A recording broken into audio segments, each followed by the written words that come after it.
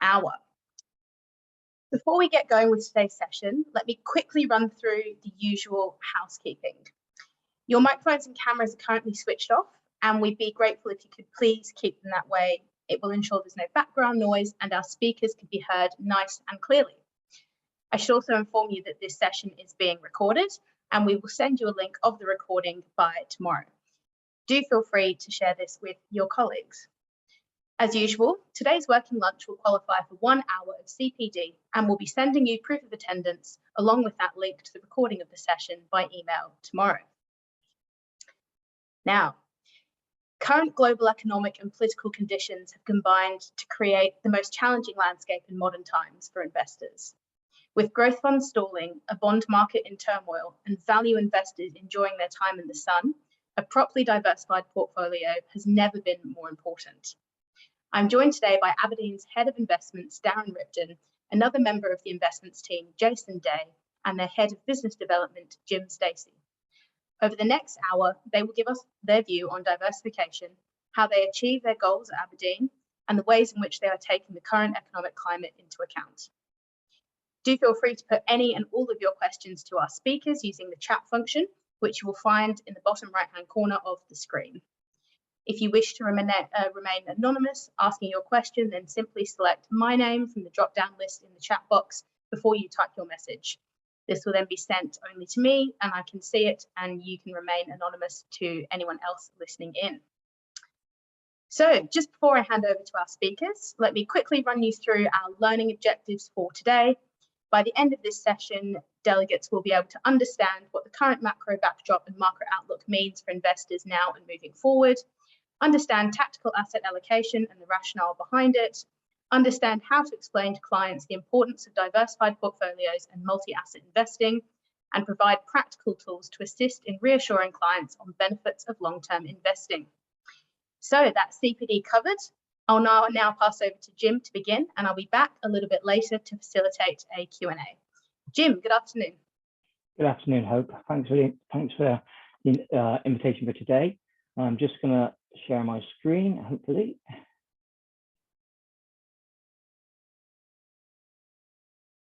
Can you all see that screen? Will you give me a thumbs up or chat?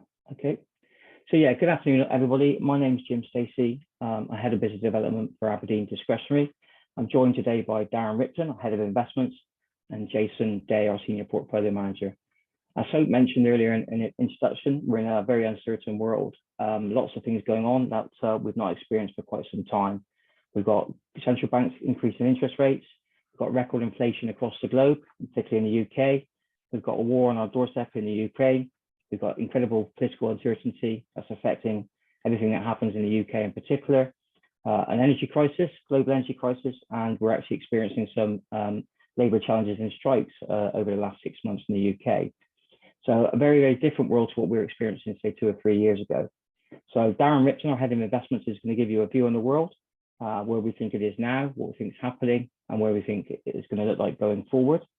We'll then pass across to Jason Day, who's going to talk you through the market view, what's happened this year, what we think is likely to happen, and why we think diversification of asset allocation is so important to deliver good returns for your clients.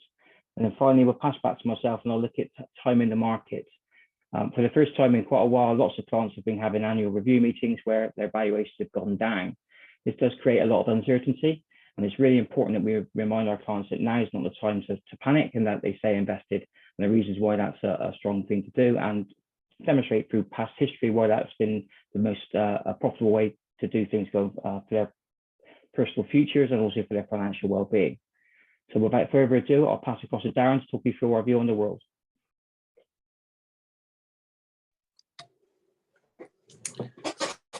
Thank you for that, Jim. Good afternoon, everyone. I hope you're all well. My name's Darren Ripton. I'm one of the heads of investment that sits within the Aberdeen discretionary business.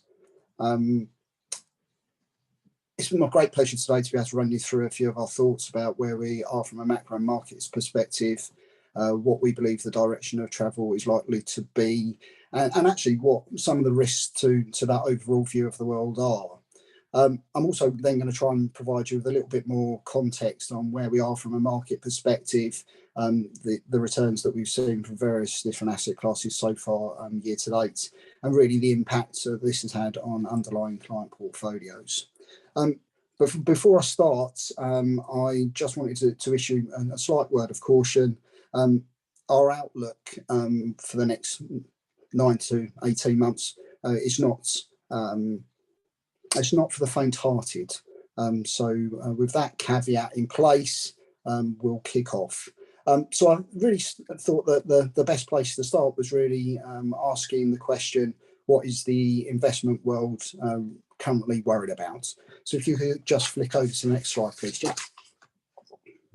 Yeah, so this slide actually outlines one of the latest fund managers' surveys and highlighted where their concerns actually lie at the moment.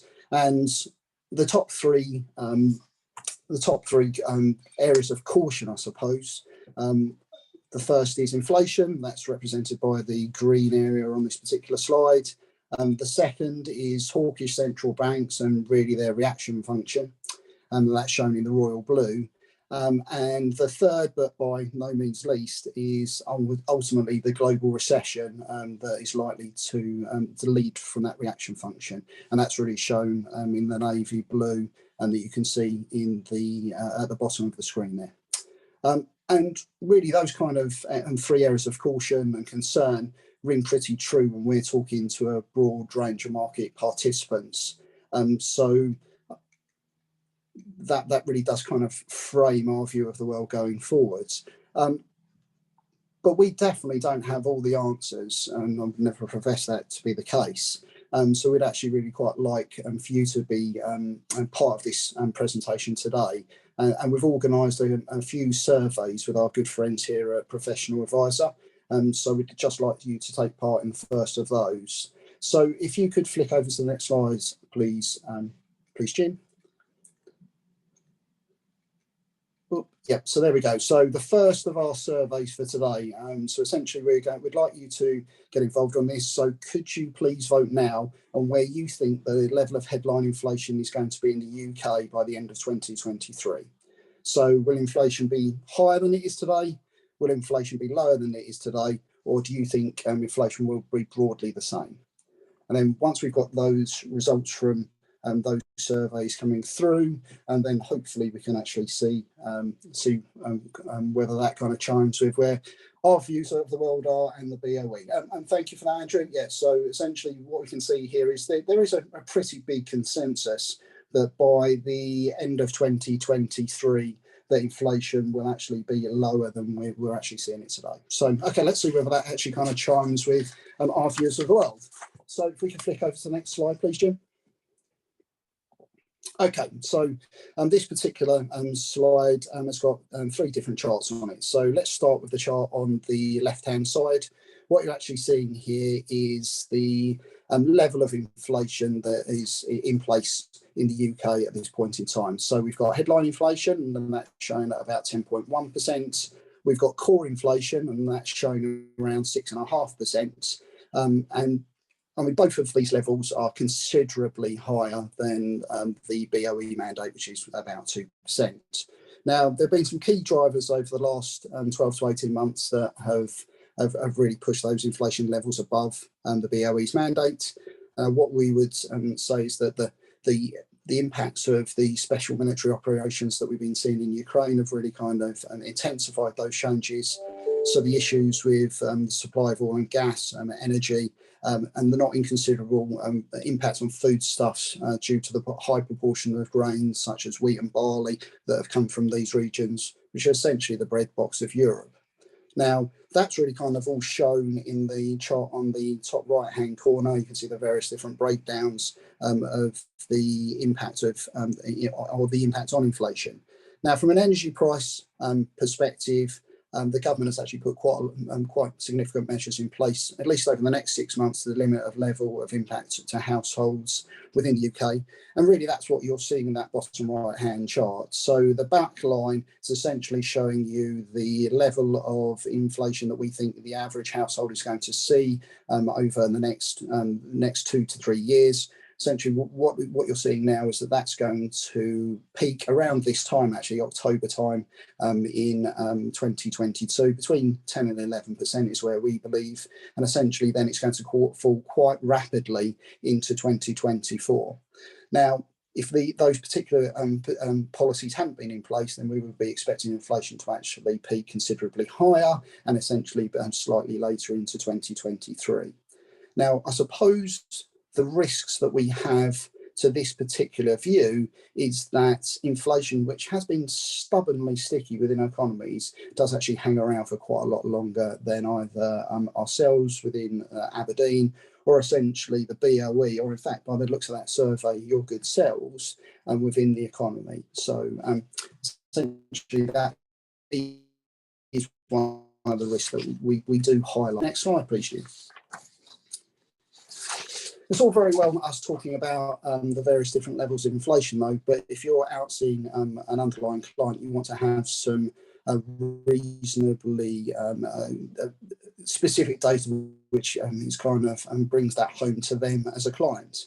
And so we've looked at a few different things here. We couldn't think of anything more quintessentially British than a cup of Rosy Lee or a pint of beer. So what we've actually done is look at some of the input costs that go into either these as ingredients or essentially to actually make these overall products. So from a cup of tea perspective, if you looked at the price of a box of tea bags, essentially in average at the end of September, they were actually at £2.28. So that would have been about a 15% pickup on the price that we would have seen for the same product this time last year. Now, much of that kind of price rise has come through from things like energy costs, through from transportation, but also it will be the issues that we would have had from a supply chain perspective. Essentially, the zero COVID policy that we've seen in places like China really has had a pretty big supply impact on things like tea. Moving on to things like milk. I mean, a pint of milk, as I'm sure many of you will have seen, has actually gone up astronomically over the last 12 months. So it's essentially approximately 45% higher than it would have been this time last year. Now, again, some of that will be due to energy, some of it will be due to transportation costs. But actually, the main element that we've actually seen in that pickup in milk price is really the inputs into things like grains. So wheat, which is one of the main grains that many cattle will actually eat, as well as just cattle feed in general. They've spiraled higher due to those supply issues. Again, if you're looking at sugar, if you've got a very sweet tooth, and that can have a pretty big impact on the pickup in the cost of a cup of tea as well. So essentially that being up about 7%. Again, there's been supply challenges there. If you then put that into the context of actually the energy that you need to boil the kettle. So allegedly today, to boil the kettle with enough water in it for 2 cups of tea is actually about 1.5p. But essentially that's twice as much as it was about this time last year. So you can really very quickly paint a good picture to clients on how they are being impacted by energy on a day-to-day basis. I mean, moving on to the price of a good old British pint. I mean, it's very interesting that essentially we're saying here that for a pint of bitter, it's £3.52. For a pint of lager, it's £4.13. You'd be very hard pressed, I think, to find a pint at those kind of prices in London. However, if you're actually up in Lancashire, the average pint, or the cheapest area in the UK is Lancashire for a pint, where you can actually find one for £1.79. So pretty good value. So the real drivers of that kind of pickup in inflation for things like beer, as we've already commented, things like barley are actually up by 30+% over that period of time. We've also got the big pickup in energy costs. The brewing industry is incredibly energy intensive. And therefore you've seen big throw through when it comes to cost pressures from that side of things. We've also seen in the hospitality sector a very big pickup in the minimum wage, and that again is ensuring that these prices are rising. So actually that average price rise of between about 6.5% and 9%, that's actually quite considerably less than if all of these costs are being passed through to you as a consumer. So essentially, this is one of the reasons that many of those brewing companies, many of those hospitality companies are actually having their margins squeezed pretty heavily at this point in time. So they're having a very tricky period. If we can move to the next slide, please, Jim. That's great, thank you.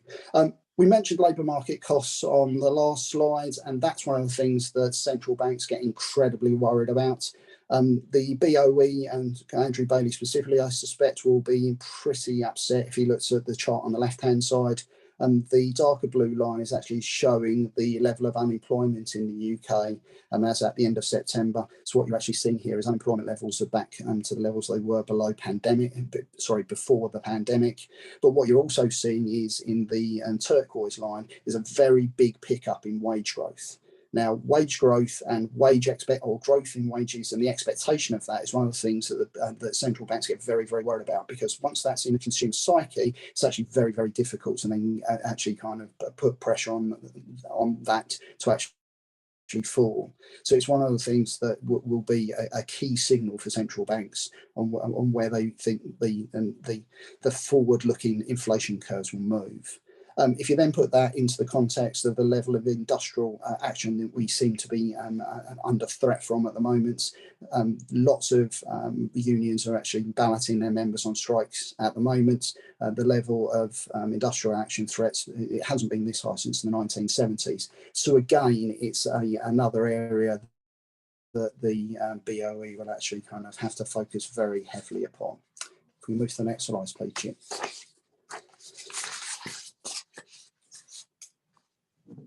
It's not just within the UK, though, that we're under a similar level of pressure when it comes to the labour market. If you look over the ponds over at the US, that they have a very, very similar situation. So actually the chart on the left here shows the level of core CPI. So essentially that's PCE for the Fed. That's the preferred measure of inflation. And what you've also then got is the employment cost index. And what you can see is there's a very close correlation between the two.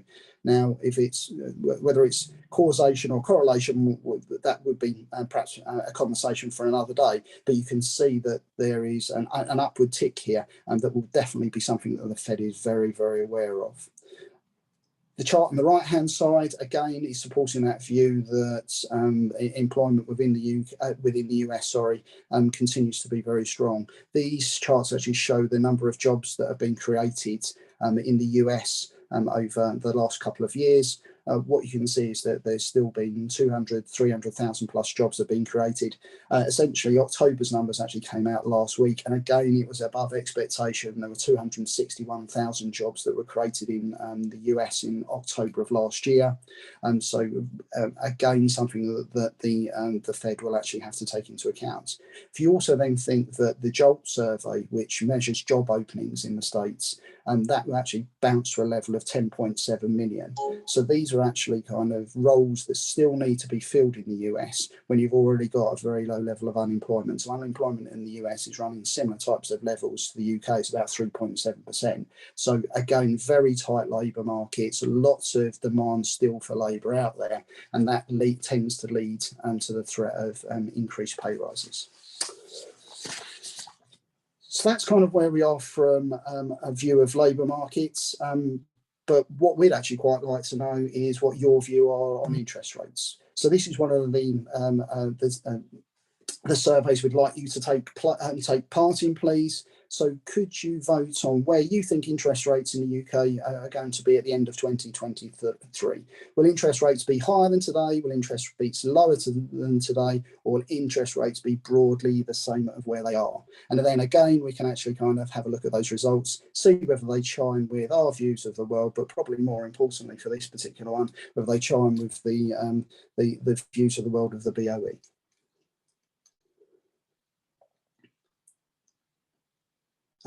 This is a little bit kind of more contentious a result. So 39% of people think they are higher than today. 17% think they'll be lower than today, and 44% broadly the same. Right, well, let's actually kind of flick on to the next few slides, and we'll kind of run through where we actually think all these things are going.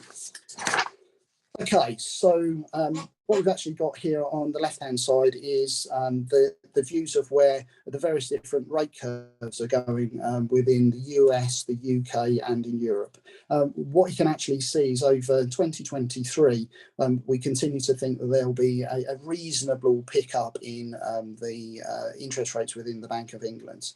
The BOE put rates up by 75 basis points last week. That was the biggest move in 30 years. They now stand at 3%. So essentially, listening to the Andrew Bailey, so the Governor of the Bank of England, he continued to voice his opinion and the opinion of the committee in general that rates will continue to need to be raised further than 3% over the next 12 months. So essentially, that the BOE is forecasting that rates will get to about 3.5%, 3.75% through next year.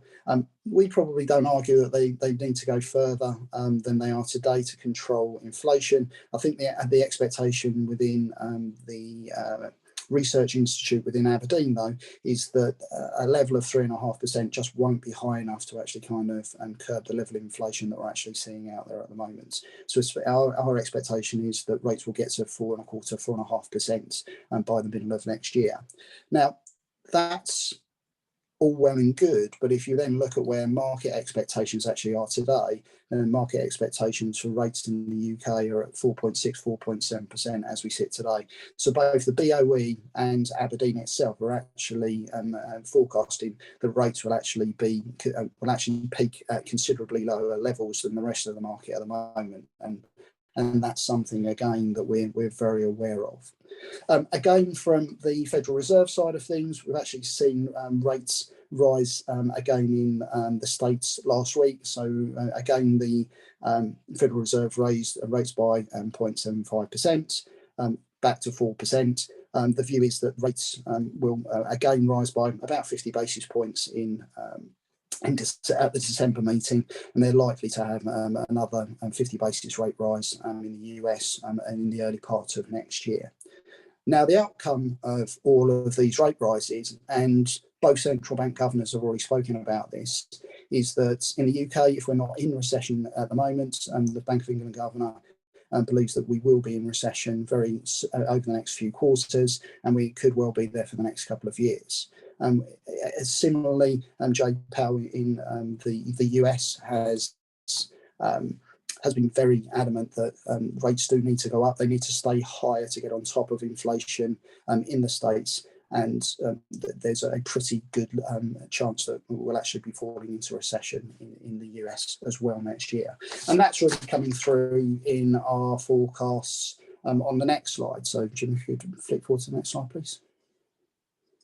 And this is where things have actually changed for us most recently. We were expecting actually up until Q3 2022 for the globe itself to actually avoid recession, but only marginally. With the level of inflation that we've continued to see, the aggressive policy stance that we're actually seeing from central banks across much of the Western world now, we just don't believe that that's now viable. And essentially, we expect the Federal Reserve the US to fall into recession in Q2 of 2023 and drag the rest of the global economy with it. That wasn't essentially it was a 50-50 view of the world, view of the market from a recession perspective. If you looked at consensus expectation at the end of September, actually since then though there has been a upward tick there. So now the world going into recession next year is pretty much where the consensus expectation actually is. If we can actually move on to the next slide, please, Jim. So this slide really kind of outlines Aberdeen's and the discretionary businesses central scenarios and where we've got downside and upside. So central scenarios we've discussed, the Fed kills the cycle, rate rises are being very aggressive. That's going to have a big impact on growth within the US. when the US sneezes, the rest of the world catches a cold, and essentially we'll be in recession by Q2 2023. Now that's the core scenario. Unfortunately, we do have some downside risks to that as well.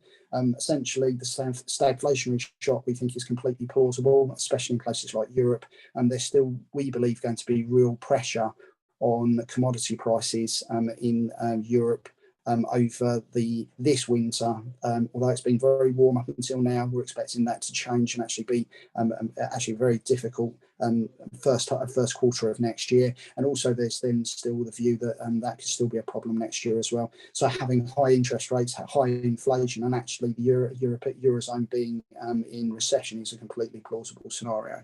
From a Chinese perspective, with Chinese COVID policy still having a zero COVID approach, but we've actually just started to see COVID cases pick up again in China. So there is a good possibility that we see further restrictions put in place there. So that could slow down growth quite considerably. We've also could see an expansion of the common prosperity policy, which has been one of Xi's key policies over the last 2 years. If that were to be the case, we'd again see a slowdown in growth coming through from China. From a Eurozone perspective, we're never far away from a crisis within the Eurozone. Essentially, the populist government that we've just seen elected in Europe, we think that that's probably the area where we will see confrontation likely to come through if we're going to see that anywhere. There are some upside scenarios, so we wouldn't want to think we're kind of we're only looking at the more negative approaches to growth.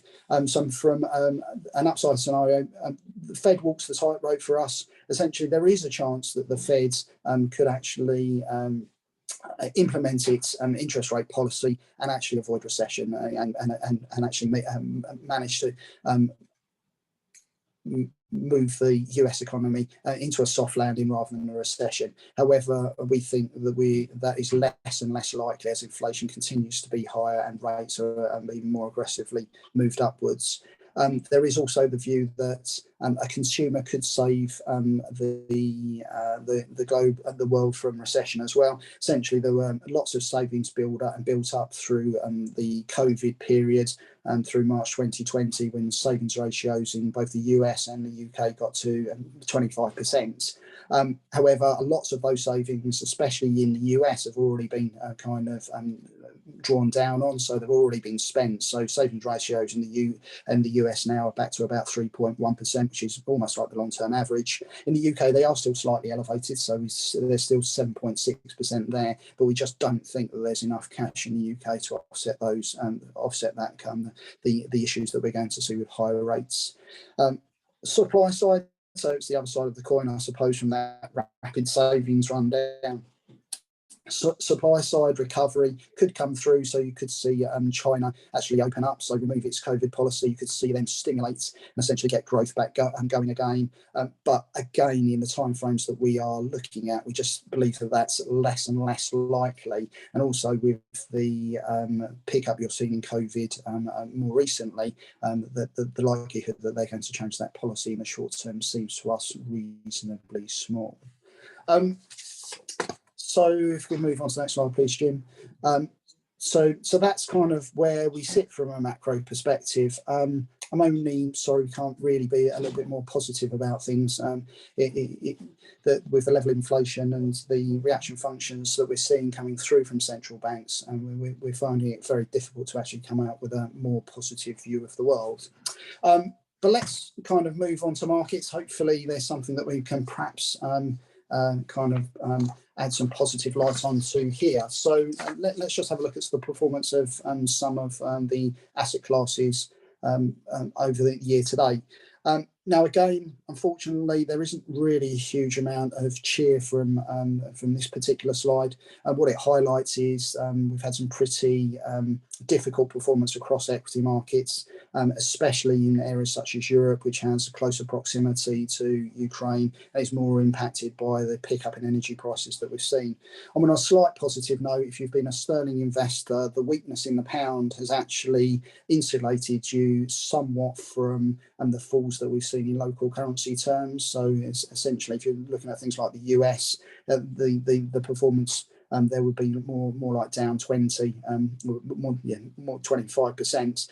But in sterling terms, because you've had so much, such a strong dollar, that's actually insulated investors in the UK to a certain extent. From a fixed interest side of things, though, I mean, it really has been a terribly difficult start to the year.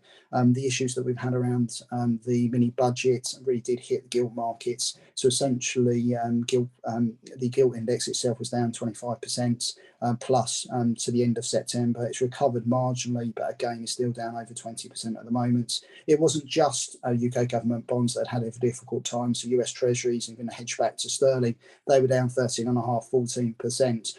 So all developed world government bonds had a tough time.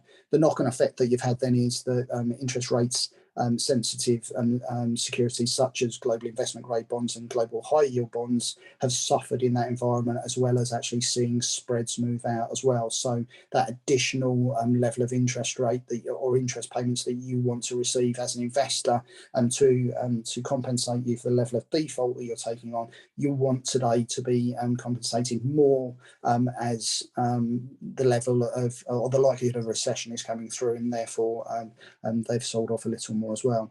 On the more positive side of things, it will be very commodity orientated. So things like Brent, things like things like oil, things like gas, and some of the metals, and a lot of the soft commodities have actually performed very well. But they've tended not to be the assets that you'd hold so much of in perhaps medium or lower risk portfolios.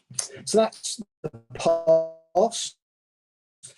But what do we think for the future? If you could move on to the next slide, please. Thank you, Jim. So when we're looking at the outlook for fixed interest assets, so actually government bond yields have risen by quite a considerable amount. And as we've said, that spreads have actually broadened out as well. So compared to where they were at the start of the year, we would say that they do offer a bit more fundamental value for an investor. However, with our view of the world, and that inflation could well be a little bit more stubborn, that interest rates could stay higher for longer, that you're moving into what could be quite a deep recession. Even the moves that we've seen, we think that perhaps government bond yields could move a little higher from where we are today, and actually investment grade bond spreads actually could widen out a little further. So although that you've seen some underperformance here year to date, we still think that there is a view that these assets could underperform going forward.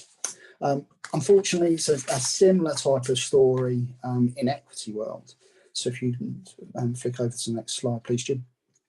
Thank you. So the chart here on the right-hand side gives you the bit of a view of where the valuations of various different equity markets will have been over the last 10 years or so. And actually what you can see is that the falls in market prices that we've actually seen year to date has moved the vast majority of these markets or valuation points from perhaps being above average to actually at the bottom of some of these ranges. So that, if you looked at it optically from a valuations perspective, perhaps gives you a little bit of comfort that equities may well perform well from here. There's always a but though, isn't there? And the but really kind of is shown in the chart, which is on the left-hand side of this particular slide. And what this is actually showing you is the level of analyst earnings that are actually working their way into those price earning multiples, which is shown on the right-hand side. And what you can see is that those earnings are as high as pretty much they've ever been. And essentially they don't, they're not taking into account at all at the moment that the world could fall into quite a nasty recession that perhaps similar to what you'd seen in 07, 08, or even the manufactured recession that we saw over that pandemic period. So from that perspective, we think that earnings expectations could still be 15 to 20% higher than they'll end up being. Hence why the valuations actually on the right hand side of the page don't actually seem or won't prove to be as attractive as they initially look. Again, I'm sorry that that's perhaps not as a positive view of the world as we'd like to give, but that's kind of where we are at the moment. But I would at this point like to hand you across to my colleague Jason Day. He will kind of work through with you where we believe or how we've been managing money to avoid some of these issues, and how we can actually utilise our tactical asset allocation and fund selection to add some value in what is a very difficult market environment. So I'll move across to you now, JD. Thank you, Darren. So given all that you've heard from Darren in terms of the macro backdrop, we'd be interested to hear your view. So do you think the oil share will be higher, lower, or probably the same level this time, at the end of next year?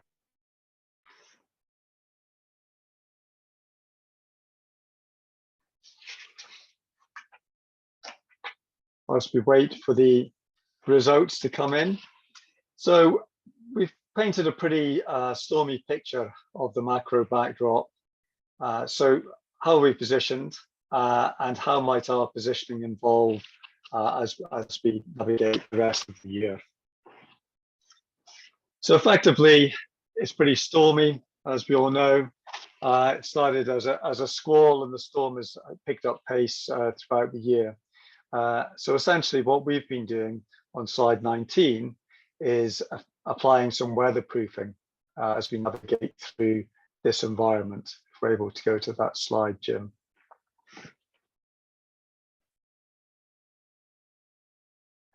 Slide 19 really highlights the activity. The direction of travel has been essentially to dial down on the risk, as our research institute has become more pessimistic on the global economy. Areas of note are a significant reduction to European equities in July and in June. We've also been bringing UK equities down from an overweight to neutral. We've brought equities overall down to an underweight now, and we've actually brought our US equities from an overweight at the start of the year to an underweight. On the fixed income side, we've been underweight government bonds at the start of the year. We've actually been adding back to government bonds and adding back to gilts through the year. And we've been pushing out that maturity, that duration footprint on the portfolios. And the most recent introduction into models has actually been to introduce US treasuries hedged back into sterling to add some more sovereign bond exposure and add a bit more maturity to the duration profile. On the credit spectrum, well, given a slowing economy and the potential impact for companies, we've been adjusting our corporate bond exposure. It was overweight at the start of the year. We had a risk-facing orientation. But again, as the economic backdrop has deteriorated, we've made changes. And that's been pared back, and we've pared back UK investment grade corporate bonds and also global high yield bonds, which have actually been fairly resilient over the course of the year. But clearly a darker cloud on the horizon for corporates, actually paring back that risk. So again, it's been really paring back the corporate bond exposure and leaning into government bonds, leaning into duration throughout the course of the year. The net impact of all of those changes can be seen on the next slide, Jim, which is slide 20. And this is our tactical asset allocation, our short-term asset allocation. And here we've got our heat map.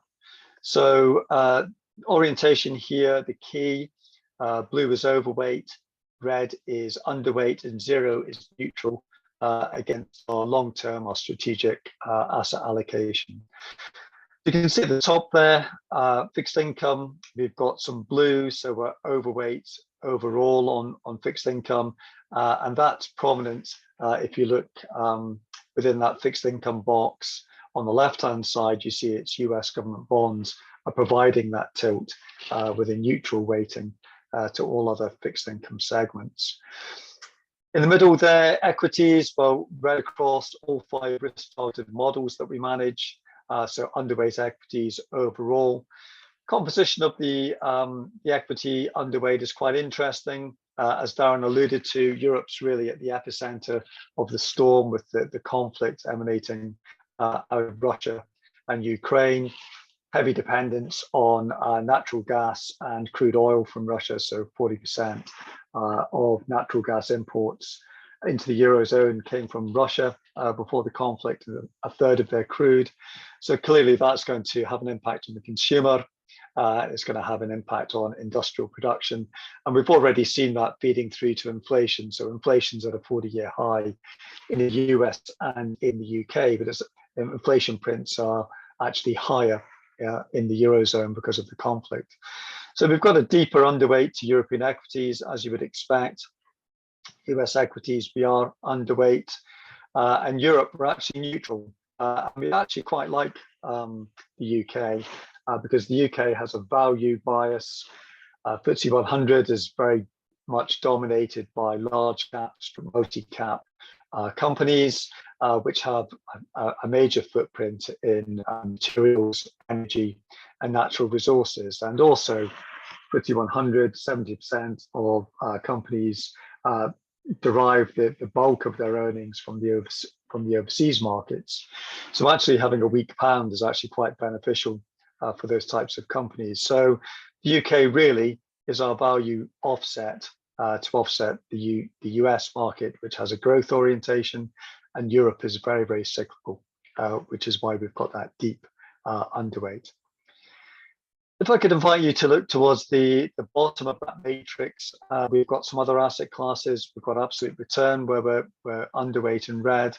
And as you would expect, given the challenging backdrop, we're overweight cash and money markets. Well, the eagle-eyed amongst you will note that we're actually overweight alternative investments, 2/3 down towards the bottom of the page there. What do I mean by alternative investments? Well, these are real assets. We like global listed infrastructure. Essentially the characteristics, think of infrastructure as lower beta equities. You get an element of inflation protection because the underlying contracts with utilities and railroad companies and toll roads, for example, those companies are able to charge rates above inflation or at inflation. So you get that inflation proofing, which we think is very, very good to have given the current backdrop. The asset class has performed well. So year to date, our basket of funds, we hold a tracker fund and 2 active funds, First and Tier and Clearbridge. And that basket generated a return of around 6% in sterling terms year to date at the end of October, so providing a bit of protection in those multi-asset portfolios. Why has it performed so well? Well, it's not just the lower beta characteristics and that inflation proofing.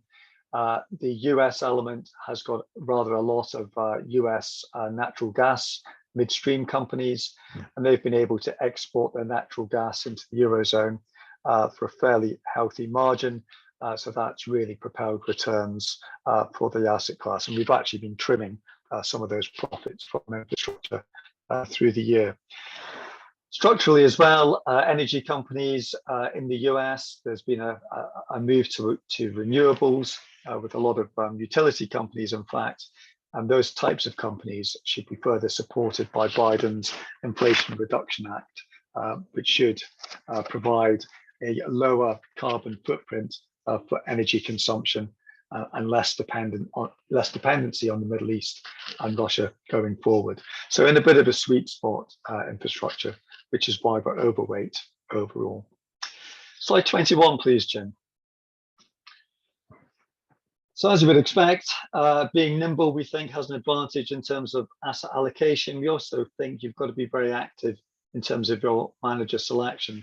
And this slide here highlights some of the activity year to date. So at the top there, gilts. What we've done within our gilt basket, we've had a gilt tracker via Vanguard, UK government bond index that provides very cheap, very simple exposure to the gilts market. But we've blunted that exposure by having an active fund. So we've got Royal London short duration gilt wedded to that tracker. And that's effectively reduced the interest rate sensitivity of our gilt basket, which has actually helped fortify the returns of the gilts basket year to date. On the right hand side, we use active managers, but because of the deteriorating economic environment, specifically in the UK with the consumer under a lot of pressure, and also the cost of living crisis that we're sailing into, that isn't conducive to mid-cap or small-cap companies, which have got a domestic orientation overall. So Tellworth UK smaller companies, fantastic team, very effective boutique, just the wrong asset class for this environment. So we halved that fund position, and we added to JPM UK Equity Core, which is very much an active fund, trying to add some outperformance against the FTSE All-Share. So adding a bit of ballast, using that fund as the anchor in our UK equity portion. And then European equities in the bottom box there. We've been very, very active. So we very much underweight the asset class overall, but really taking action in terms of the fund selection. So we removed Baring Europe Select Trust, good fund, but has a mid-cap orientation. We reduced Invesco, European smaller companies. We added to defense, we added to Fidelity European, which has got a quality bias. And we also recycled money into a new fund, which is Invesco European Smaller, Invesco European Equity Income, which has got a value bias that gives us more large cap, more of a large cap weighting to value, and provides a bit of ballast to that European basket. And we maintained our position in BlackRock European Dynamic, which provides a bit of growth in that European active mix. If we move on to the next slide, please, Jim.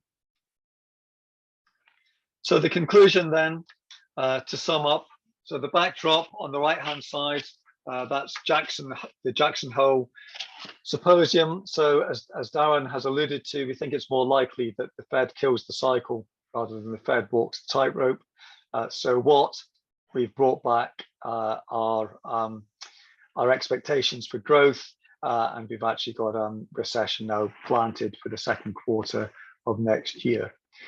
On the center there, the Ukraine-Russia conflict, well, that continues to amplify macro complexity. And we've had various governments introducing policies to provide a bit of a cushion to the consumer and to businesses. And then on the right-hand side, what does this mean for models?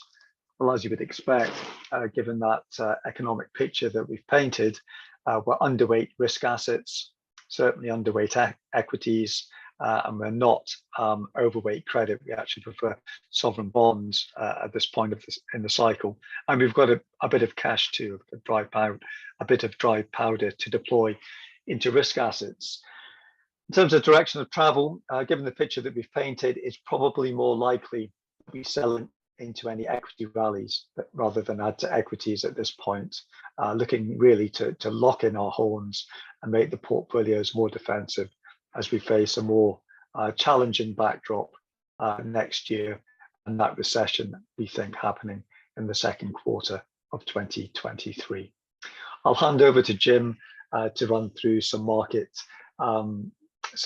observations in terms of staying invested in the markets.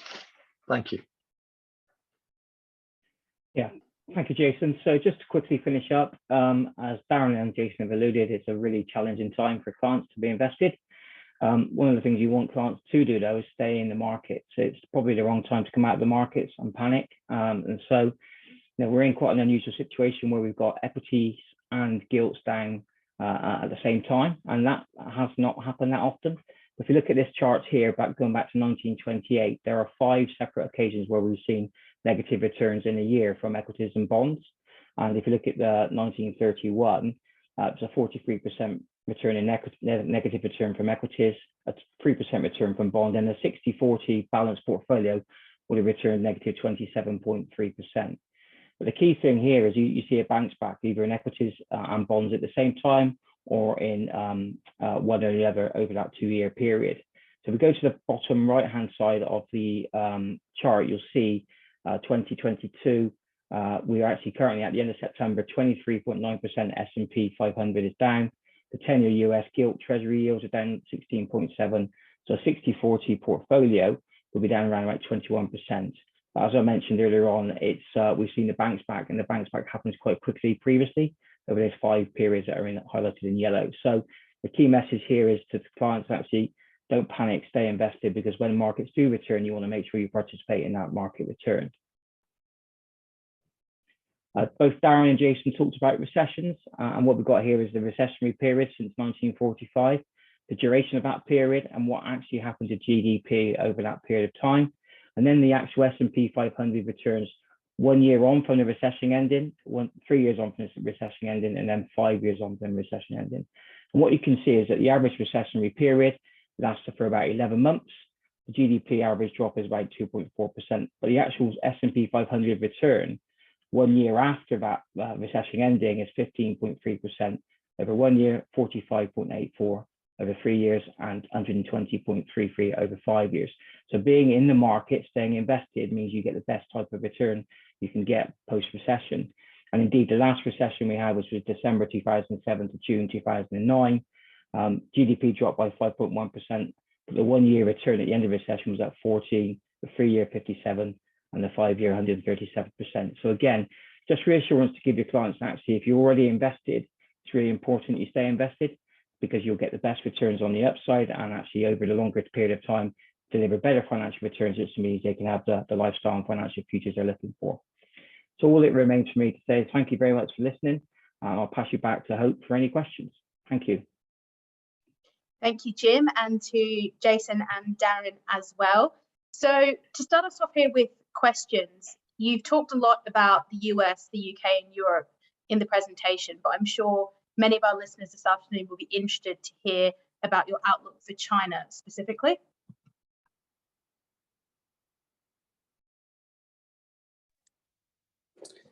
I hope. Thank you. Yeah, I can pick that up. I mean, it's actually quite an interesting situation at the moment. We've obviously just had the Communist People's Conference, and essentially Xi's essentially consolidated his power. The Politburo has been very much moved towards his leadership style. I think our view of the world is at the moment that it actually is quite uncertain from a policy perspective on exactly where China is actually moving. So it's actually quite a fluid situation. From a zero COVID policy, we do have real concerns that essentially, if you do see a big pickup in COVID cases in China again, we actually could see significant lockdowns. Essentially, more than 60 cities, so more than a couple of 100 million people were actually locked down at points earlier in the year, and that could have quite considerable impacts on growth within China itself, but also impacts on the supply chains around the world. We also had a view on the common prosperity policy. Essentially, that's great actually for the broader Chinese population. Essentially, the view was to ensure that everyone was able to participate in some of that growth that was actually coming through in the economy. But it does actually mean that the level of growth that you see in China has been at the lower end of historical views, but also the expectation of the Politburo itself. So if we see a continuation of that policy, then essentially that will have quite a big impact. Now, obviously, on the other side of those things, if you basically have a vaccination program that essentially means that the zero COVID policy that has been in place, actually, if that actually becomes something that is more broad-based in China. It's actually happening in a lot of the urban areas at the moment, but there's still a lot of people who live in the rural areas within China. But if the Chinese government can actually broaden that out more, we could well see a very big pickup in growth in areas such as China and the wider Asian area. So it's one of the things we continue to look for, and we're actually very conscious of. But at the moment, we think there is no clear steer either way when it comes to China. Thanks, Darren. Thanks for sharing that with us. I've got a question here that asks, what is your view concerning the US midterm elections, and how do you think that will influence asset returns? Okay, I can pick that one up as well, if nobody else wanted to jump in there. Essentially, from a midterm perspective, I think at the moment, well, actually, I haven't looked at BBC for a while, but essentially it seemed that there was a chance that Democrats were actually going to hold on to the Senate, but were going to actually lose the House. And we think that that's probably means that the level of further policy that Biden will be able to push through will be limited. There'll be limited fiscal expansion from where we are today. So that could impact the US economy in a couple of ways, and various different sectors in different ways.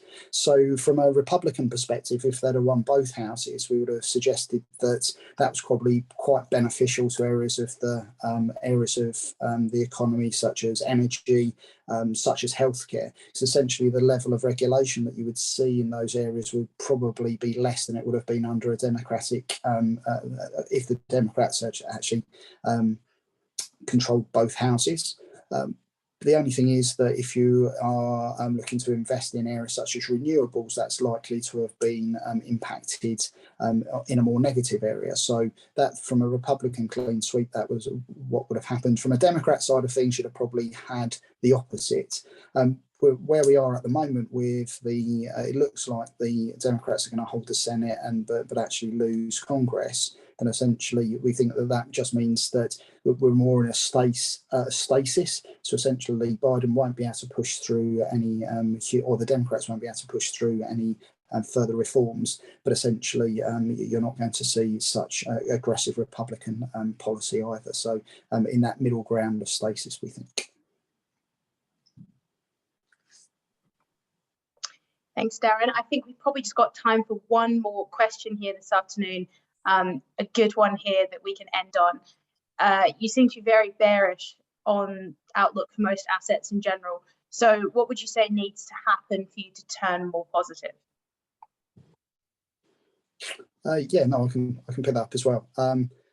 I think that's probably a fair estimation of where our views are at the moment. I think the things that would change our views of the world would probably be a softer inflation print, some softer employment data. So if you were to see, actually we've got US CPI out tomorrow, if you were actually to see a lower print there than as expected, if you were to see labour market actually become less tight than it is at the moment, we think that probably starts to give central banks a little bit more room for manoeuvre when it comes to further rate rises. I don't think any one particular number tomorrow is going to be going to change the Fed's mind, for instance, but essentially it just starts us down that track that interest rates perhaps aren't going to be at 5.5% in the US. Inflation is coming down more naturally. If you also saw a cessation of hostilities in areas such as Ukraine, we'll probably see energy prices come down quite significantly off of the back of that. There'd be a bit more stability within the European economy. And I think that would make us less bearish than we definitely are at the moment on European equities, for instance. If you were to have less or a lower level of interest rates, that's going to benefit the consumer as well.